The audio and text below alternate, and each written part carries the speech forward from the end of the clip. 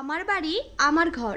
আমার খুব শখ ছিল আমার ছোট্ট একটা কুঁড়ে ঘর হোক। এ ঘরের প্রতিটা কোনায় কোনায় শুধু একমাত্র আমারই অধিকার হবে, আর সেই সার্থকতা পেয়েছি আমার স্বামীর কাছ থেকে। আমার বাড়িতে আমার একটা ঘর, তবে ঘরটা অনেক বড়, আর তার সাথে একটা ওয়াশরুম, একটা ছোট্টখাট্ট রান্নাঘরও আছে।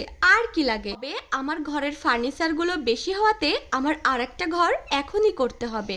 এই জন্য এই মাস থেকেই আমরা ঘর করা শুরু করব, আর তার সাথে ডাইনিং সব কিছুই আপনাদের সাথে শেয়ার করব। এই ঘরের ভিতরে পরিপাটিভাবে যতটুকু রাখা যায় ততটুকু রেখেছি, কারণ আমি বেশি ফার্নিচার একটা রুমে পছন্দ করি না। আর অনেক ফার্নিচার আমার আম্মুদের বাসায়ও পাঠিয়ে দিয়েছি। এই জন্যই খুব তাড়াতাড়ি আমাদের বাসা করতে হবে, কারণ সেখানেও তো জিনিসগুলো রাখা যাবে না। আমার কাছে আমার একটাই চাওয়া ছিল, আমার নিজের একটা বাড়ি হবে। সেটাই পেয়েছি আমি। আমার আর কিছুই চাওয়ার নাই। আমি সবসময় আমার বাবা আর আমার স্বামী ছাড়া কারোর জিনিসের আশা করি না। আমার এই ছোট্ট সংসারটাই একান্তই আমার জিনিস।